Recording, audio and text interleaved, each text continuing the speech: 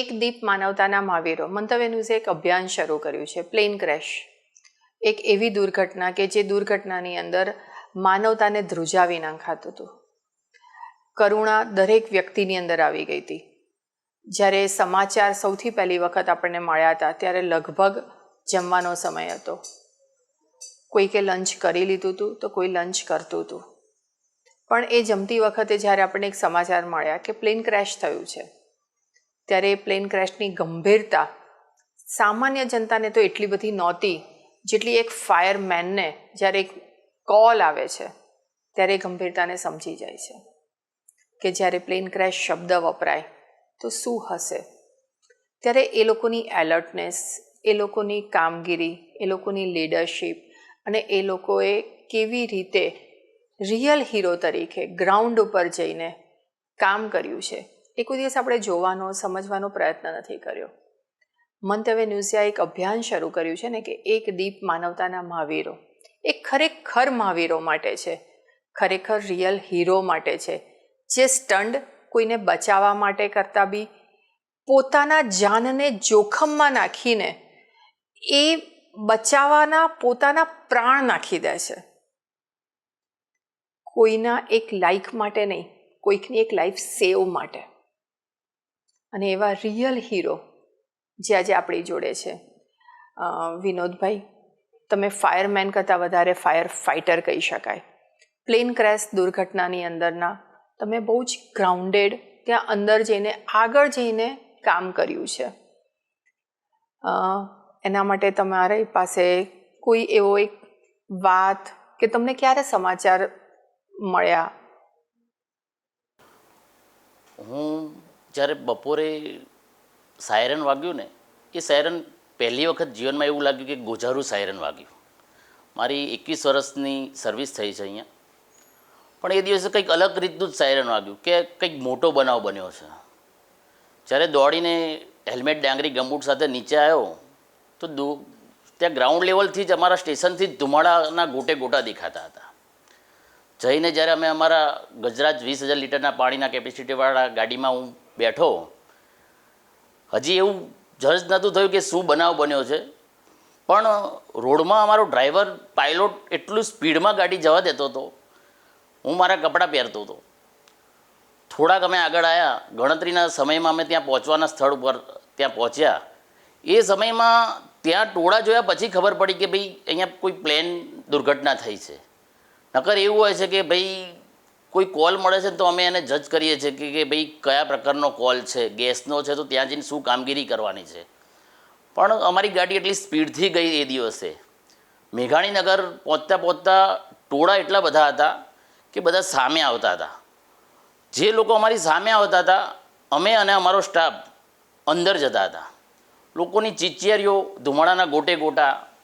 મને ખબર છે ત્યાં લગી બીજી અથવા ત્રીજી જ ગાડી અમારી ત્યાં પહોંચી હશે સ્થળ ઉપર.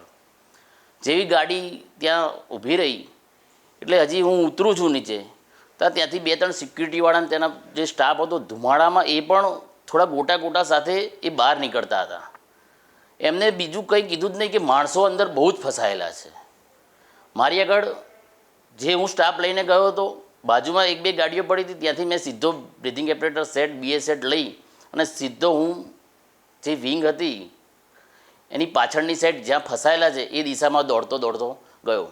અમારે એવું હોય છે કે જો ધુમાડો વધારે હોય તો તમારે તરત જ માસ્ક પહેરી લેવાનું હોય છે, પણ મને ખબર હતી કે અહીંયા કામગીરી બહુ વધારે પડતી કરવાની છે, એટલે જ્યાં લગી શરીરે સાથ આપ્યો ત્યાં લગી મેં એ માસ્ક પહેર્યું નહીં. મારી નજર સામે હું જોતો હતો કે ઉપરથી કોલેજના છોકરાઓ દુપટ્ટા સાથે ચાદરો બાંધીને નીચે ઉતરતા હતા. એ આ બાજુની સાઈડથી ઉતરતા હતા કે જે જગ્યાએ એકદમ સેફલી હતું ત્યાં કોઈ પણ જાતનો બનાવ બન્યો નહોતો. આગળની ફ્રન્ટ સાઈડે જે દુર્ઘટના થઈ હતી ત્યાં આગ પણ હતી, પણ આ બાજુની સાઈડ એ વખત જે સ્થળથી ઉતરતા હતા ને એટલી ભયવાળી નથી. હું તાત્કાલિક 3જા કે 4થા માળ ઉપર ગયો. મારી જોડે બી 1-2 ફાયર ફાઇટર અમારા હતા. માસ્ક પહેરેલું હતું મેં. ત્યાં જેવો જ પહોંચ્યો એટલે 2-3 છોકરા જે રહી ગયા હતા ને એમને મેં કીધું ભાઈ તમને હું સીડીથી નીચે ઉતારીશ, હવે તમે આ રિસ્ક લો નહીં.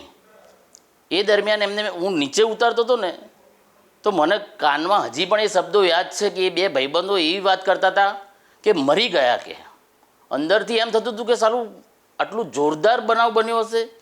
મને ખબર નથી કે ભાઈ આમાં આટલા બધા પેસેન્જરો હશે.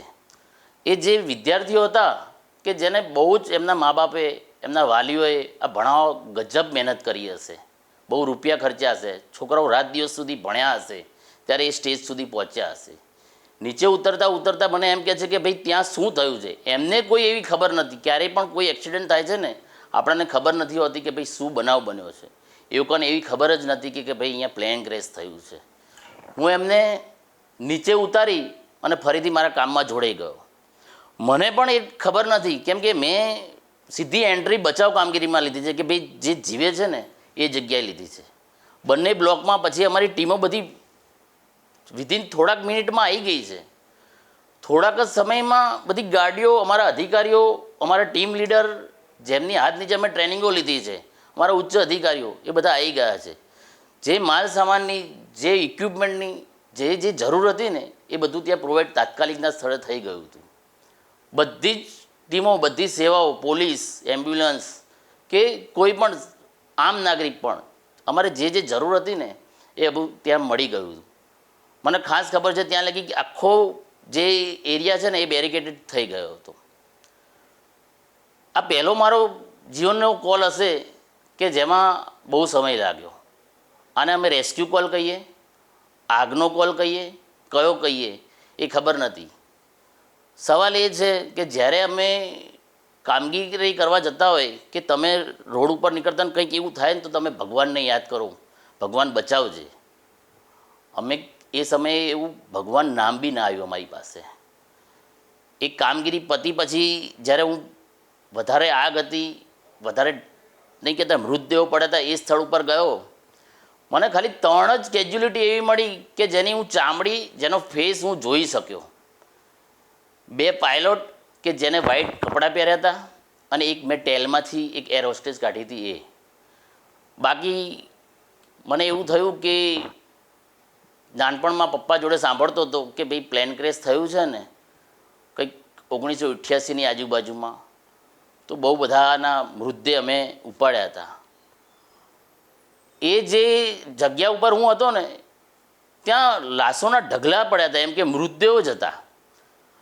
મેં ગ્લોવ્સ પહેર્યા હતા. મને ઉપરી અધિકારી એમ કહેતા હતા ભાઈ તમે ગ્લોવ્સ પહેરો, પણ એ ગ્લોવ્સ જ્યારે હું એ મૃતદેહ પકડતો હતો ને ત્યારે એ ફાટી જતા હતા. અંદર થાક હતો પણ શરીરને ખબર નથી પડતી, કેમ કે સામે એટલા બધા મૃતદેહ પડ્યા હતા. સીટ હતી, સીટમાં સીટ બેલ્ટ બાંધેલો હતો. એવી ટક્કર વાગી હશે કે એની ઉપર ઢગલા થઈ ગયા હતા. એટલે કે 3ની સિટિંગ એરેન્જમેન્ટ હશે ને તો અમે પહેલાં 3ને કાઢતા હતા ને એ પછી ફરીથી ઇક્વિપમેન્ટ કે કટર કે લઈ અને ફરીથી અલગ સીટોને હટાવવી પડતી હતી ત્યાંથી. પણ પહેલી વખત આ લાઈફનો, હું તો કહું કે કોઈની સાથે આવો ઇતિહાસમાં બી નહીં બન્યું હોય કે જાણે હક કરતા હોય ને ભેટીને અમે આમ લાશને, મૃતદેહને આમ કાઢતા હતા. એટલે કે આખું મૃતદેહ બળેલું, કોઈની ચામડી ના ઓળખાય, કોણ મહિલા છે, કોણ બાળક છે કે કોણ પુરુષ છે. સતત 4-5 કલાક સુધી એવી કામગીરી કરી. એ પછી એનર્જી થોડીક લોસ થવા માંડી. એટલે અમારા સિનિયર અધિકારીઓ જે હતા એમને કહેતા હતા કે ભાઈ થોડાક તમે બદલાવો. પણ અંદરથી એવું થતું હતું કે ભાઈ આ ઓપરેશન સોલ્વ કરવાનું છે. એટલું લાંબુ ઓપરેશન હતું, એમ થયું કે ક્યારે સોલ્વ થશે. અમને પોતાને પણ ખબર નથી કે ભાઈ કેટલા બધા પેસેન્જર છે અંદર, કોણ વિમાનના કર્મચારીઓ છે, આ બધી કોઈ દુર્ઘટનાની અમને માહિતી નથી. પણ ફોકસ એક હતું કે આ મૃતદેહો છે, કદાચ કોઈ એવો જીવ અંદરથી અમે ખેંચતા હોય કે ભૂકંપમાં એવું હતું 2-3 દિવસ પછી પણ કોઈને જીવતા કાઢેલા છે. મારા પપ્પા એ વાત કરતા કે ભાઈ અમે 2-3 દિવસે પણ બિલ્ડિંગ કોલેપ્સ થયેલું હતું ને તો એમાંથી અમે માણસને નીકાળતા હતા ત્યારે જીવતા. તો મગજમાં એવું હતું કે ભાઈ આ બધા મૃતદેહ કાઢે છે, કદાચ કોઈ એવું જીવી જાય તો આરો ભગવાનનો, નહીં કહેતા કે ભગવાન એ દિવસે એમ કહેશે કે ના ભાઈ તે સાચું કામ કરી લીધું છે. બહુ તકલીફવાળી વાત હતી. જ્યારે થાક્યા, હાથ નહોતા કામ કરતા અને હાથમાં આટલા બધા મૃતદેહ ક્યારેય જોયા નહોતા. મને જ્યારે ખરેખર પછી એમ કહેવામાં આવ્યું અધિકારી ભાઈ કે હવે તું થાકી ગયો છું, તું લથડિયા ખાય છે, આંખમાં અંધારા આવે છે. એ સમયે હું ખાલી બહાર જઈને થોડી વાર બેઠો ને, આજ પણ મને યાદ છે એ વાત કે મારી ડાંગરી હતી એની મેં ચેન થોડી ખુલ્લી કરીને હું બેઠો હતો અને આર્મીનો એક અધિકારી હતો, બહુ ઊંચો અધિકારી હશે, 3 સ્ટાર લગાવેલા, એને આવીને મારી પીઠ થપથપાઈ હતી. મને દિલથી એમ થયું કે એ બોર્ડરની રક્ષા કરે છે, મેં સિટીની રક્ષા કરી, આ સાહેબ ક્યારેય મારી પીઠ ના થપથપાવે.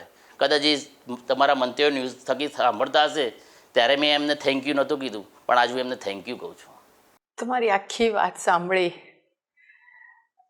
એ વાતમાં તમે એક બોલ્યા કે એક ટેલ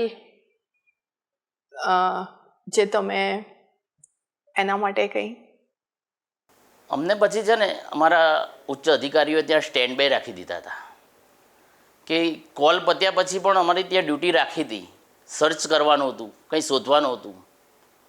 મને એક હાથ મળ્યો, કોનો હતો ખબર નહીં, મારા અધિકારી શ્રી ગાંધી સાહેબ હતા. એમને કીધું સાહેબ, એટલે એમને આગળની કાર્યવાહી હાથની કરી. પછી એ દરમિયાન અમે હજી બધું સર્ચ કરતા હતા એટલે ડોગ સ્કોડવાળા આવ્યા કે ટેલ્સ પાસે અમારું ડોગ કે કંઈ સંકેત આપી રહ્યું છે, પણ એ ટેલ એવી લબડેલી હતી કે ત્યાં કોઈ જઈ શકે એવું નહોતું. ઘણી બધી ફોર્સ હતી, અમારા ઉચ્ચ અધિકારી બે હતા જોડે અમારી પાસે. અમે ગયા તો પણ પેલું ડોગ ત્યાં કંઈક સંકેત આપતું હતું, પણ અંદરથી એવું થતું હતું કે હારું શું હશે. પેલા એમને કીધું ભાઈ સર્ચ માટે કે કોઈને જવું પડશે. મેં કીધું સાહેબ હું જઈશ. એટલે કે ભાઈ આ ટેલ એક સાઈડની લબડેલી છે, તમે કદાચ વિડીયોમાં જોયા હશે કે એ લબડેલી જ હતી. એટલે મેં કીધું એટલે કે ભાઈ પડી બળી જશે તો, કીધું સાહેબ હું સેફટી સાથે જઈશ, કદાચ પડી જશે પણ તમે એવું વિચારો કદાચ કોઈ ત્યાં જીવતું હશે તો. અને ખરેખર એ જગ્યાએ બધા મૃતદેહ પેલું આપણે ભડથું કહેવાય ને, અગ્નિ સંસ્કાર કાળા આ જે એર હોસ્ટેસ હતી ને એના અંગ સ્કિન બધું કમ્પ્લીટ હતું, પણ ક્યાંક એને પછડાટ વાગી હશે, ક્યાંક દબાઈ ગઈ હશે. જ્યારે પછડાટ વાગી હશે ને એટલે હું મારી ગાઈડલાઈન રસ્તા સાથે મારા 2 અધિકારીને કીધું કે ભાઈ હું અંદર જઉં છું, કદાચ એવું લાગે કંઈ થાય તો તમે મને ખેંચી લેજો. પણ અધિકારી મને મારા જુસ્સાથી પેલું હતું કે મારો આ ખાતામાં જન્મ થયો છે અને મેં બધું જોયેલું છે કે એક જીવ બચાવો ને તો બહુ બધું પુણ્ય મળે છે. હું એ ટેલની અંદર જ્યારે ગયો ને તો અંદર સુધી દુર્ગંધ બહુ મારતી હતી, એટલે મેં માસ્ક પહેર્યું હતું. મોટા ને મોટા ભમરા માખા બધા બહુ ઉડતું હતું, એટલે મેં માસ્ક ઓક્સિજન માટે નહોતું પહેર્યું કે ભાઈ કોઈ જીવજંતુ કંઈ મારા અંદર નાકમાં કે એમાં જાય નહીં. ત્યાં ગયો એટલે જોયું તો ખબર પડી કે કોઈ મહિલાનો મૃતદેહ છે. અને એ મૃતદેહ ટાઈમમાં મને થોડુંક એમ થયું કે યારું એને આગળના દિવસે જે જમી હશે ને એ આ બધું ફાટી ગયું હતું, એના આતર ઓઝરી બધું બહાર પડ્યું હતું. એટલે હું થોડો ખેંચતો બહારની સાઈડ લાવ્યો, પણ એનો પગ ને બધું ફસાયેલું હતું ગડરમાં, લોખંડમાં ને એમાં. પણ જ્યારે મેં જોયું, રિયલાઇઝ કર્યું ને તો એને જે નાસ્તો કર્યો હતો, જે ફૂડ ખાધું હતું ને એ બધું બહાર દેખાતું હતું. હું ફરીથી એમ થયું કે હારું શું કરવું આને. એમને બી બોડી બહાર આવી એવી નથી. હું મારા ગ્લોવ્સ પહેરીને મેં એમ નહીં કહેતા કે આપણે ઢગલી બનાવીએ એ ટાઈપના મેં જે એમને જમ્યું હતું, જે એના આંતરડા હતા એ બધું મેં એમ ભેગું કર્યું. એ ભેગા કર્યા પછી હું ફરીથી બહાર આવીને મારા સાહેબોને કીધું કે સર ફસાયેલી છે, આ લોખંડની વચ્ચે છે અને ગમે તે રીતે ક્રશ કરવી પડશે, કાપવી પડશે, કાપ્યા વગર એ બહાર નીકળશે જ નહીં કોઈ પણ હાલતમાં. અધિકારીઓએ કીધું કે ભાઈ કાપીશું અને કદાચ ટેલ નીચે જતું રહેશે તો. કીધું સાહેબ આયા છે તો નીકાળવાનું છે, જે કામ આપણે લીધું છે એ પૂરું પાડવાનું છે. નકર હું અંદર ગયેલો છું, આ કામ હું નહીં કરું ને તો કાલે એમ થશે કે ભાઈ ફાયર બ્રિગેડવાળાએ ના કર્યું આ કામ. એટલે મને એમ થયું કે ભાઈ આ કામ તો હવે કરવું જ પડશે, કાલ કોઈક બીજું તો કરવાનું જ છે મારા સિવાય. કટર લીધું, અંદર ગયા, ધીરે ધીરે એ લોખંડના સળિયાને કટ કર્યા. એ મૃતદેહ બહાર લાયા. કદાચ કોઈની પાસે વિડીયો હોય તો જોજો. એ બહાર લાવીને એની અમે ગાંસડી બાંધી, એની ગાંસડી બાંધી અને બાંધ્યું એને ત્રીજા માળે ટેલ લબડતું હતું.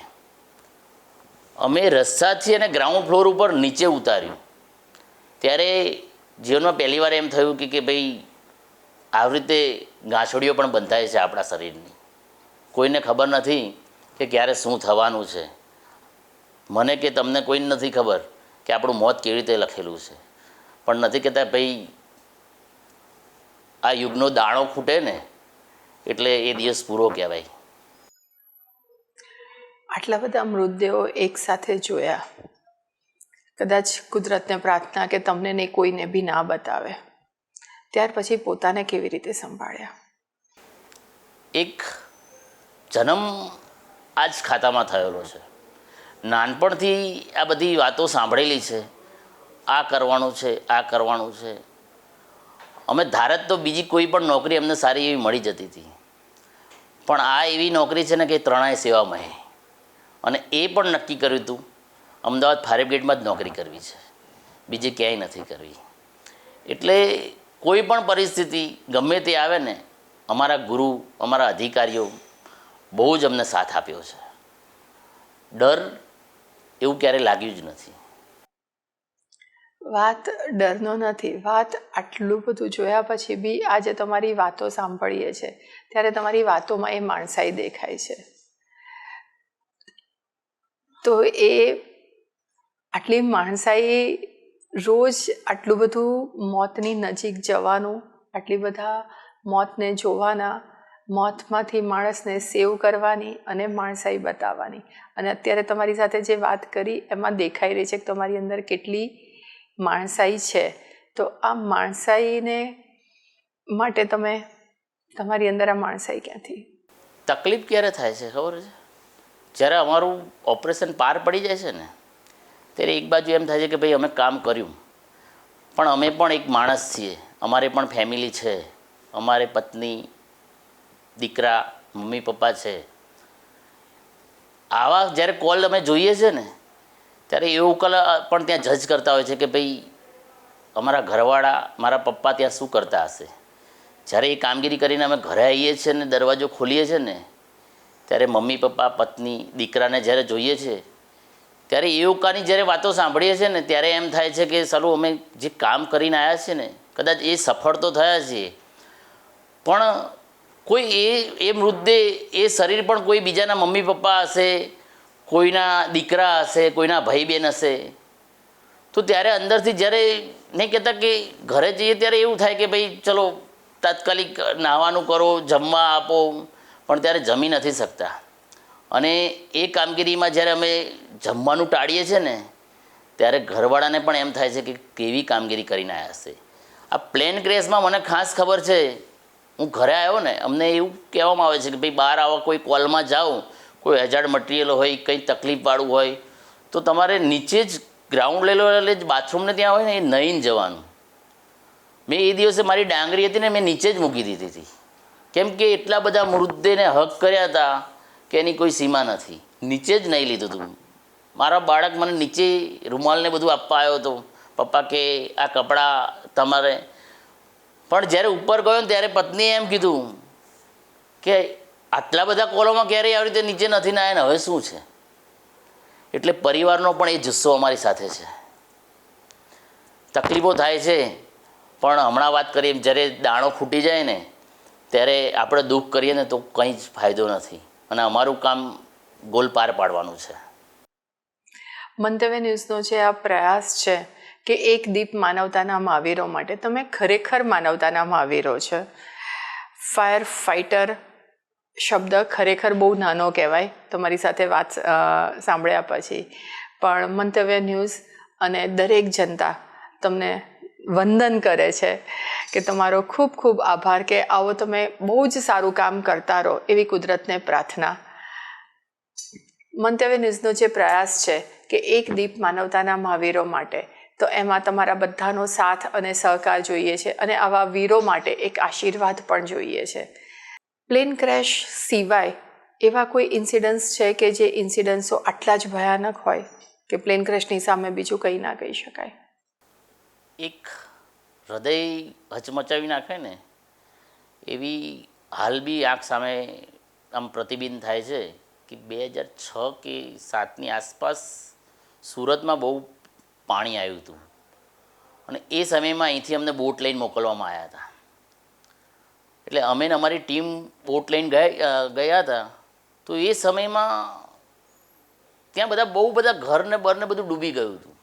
મને ખબર છે ત્યાં લગી અમે જે જગ્યાએ ગયા ને ત્યાં અમારી ગાડી ઊભી રાખી દેવામાં આવી કે ભાઈ હવે અહીંથી ગાડી આગળ નહીં જાય.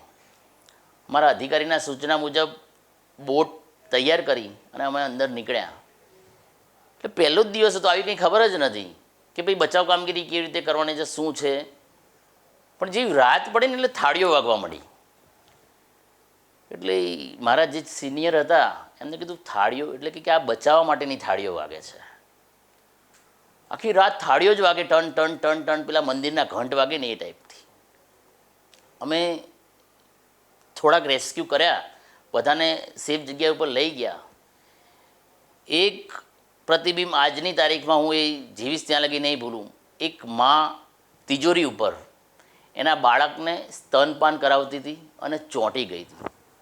એને એમ કદાચ એવું હતું કે હું બચી જઈશ, હું તિજોરી ઉપર છું, પણ પાણી જેટલું બધું હતું કે એની કોઈ સીમા નહીં. એ મારા સિનિયરને જ્યારે અમે જોડ્યા હતા ને કીધું આ મહાપ્રેમ છે અને શું કહેવાય.